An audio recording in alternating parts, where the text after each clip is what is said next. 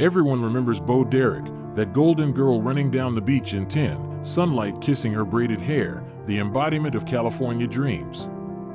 But behind that perfect slow-motion scene was a story Hollywood never dared to show. A story that began not in fame, but in forbidden love. She was just 16, a surfer girl from Long Beach, when a much older director looked at her and saw not innocence, but potential. What started as a screen test in Greece turned into a scandal that would haunt them both for life. Yet from that chaos, a legend was born, one who would define beauty for a generation. Today, decades later, Bo Derek finally looks back at those moments not as the goddess Hollywood built, but as the young girl who lost her youth to the camera.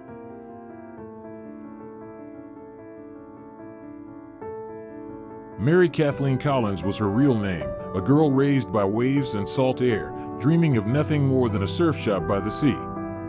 But destiny came wearing makeup brushes. Her mother, a Hollywood makeup artist, worked one day with the glamorous Aunt Margaret, who spotted Bo and whispered that girl has a movie face. One remark, and her childhood ended. Director John Derek, 46, cast her in Once Upon a Love. She was 16. The story was about a girl in love with her foster brother. The irony, fiction bled into reality. On set, under the golden light of Greece, John fell in love with his teenage star, while his wife, actress Linda Evans, watched from the shadows. By Christmas, Linda was gone, and Bo, barely old enough to drive, became John's forbidden muse. They fled to Europe, chased by headlines and the law, cutting ties with Hollywood and the world that condemned them. In quiet villas and distant coasts, she lived as both fugitive and lover, her innocence slowly traded for devotion. He taught her to pose, to smile, to become the vision he saw through the lens.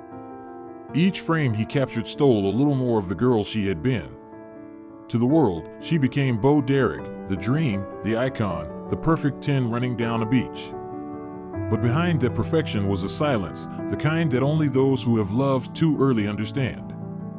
Years later, when she looks back, it is not the fame she remembers, but the girl who vanished inside the legend, the surfer from Long Beach who never found her way back to the sea.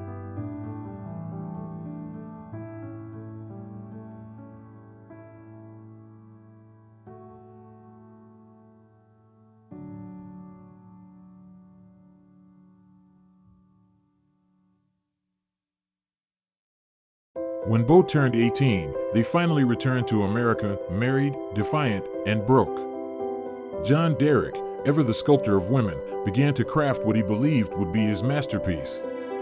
He chose her clothes, her words, her smiles, molding her into the image he wanted the world to see. Before Bo, there had been Ursula Andress, then Linda Evans, both muses who had shaped and escaped him. Now it was Bo's turn, the next creation in his endless pursuit of beauty.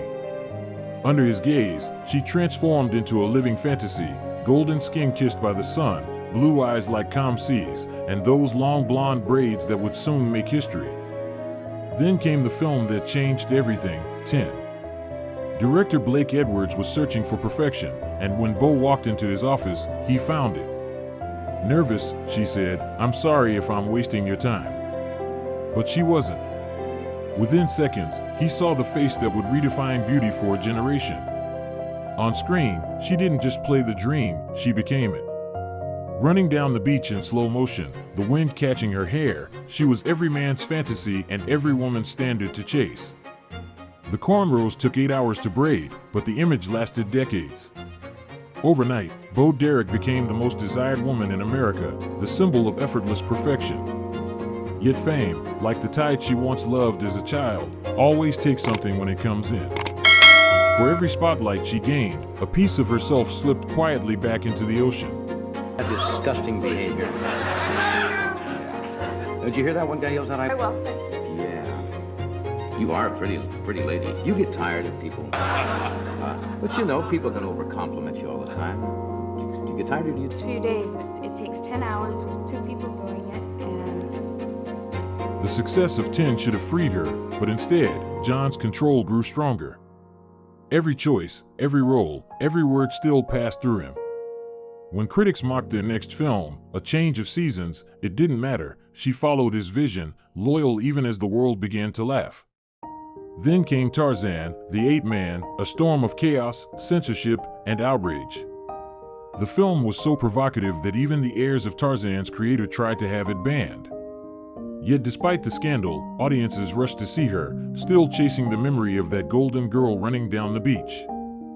Fame kept her body visible, but her soul hidden behind the image he built. The world called her beautiful, but beauty had become her prison. Behind every glossy magazine cover was a woman silently collapsing under the weight of perfection. Then came Bolero, John's most controversial fantasy yet. The casting of a 14-year-old co-star shocked Hollywood, and when the film was released, it was banned, censored, and shredded by critics. Bo won the Razzie for Worst Actress, and later, Worst of the Decade.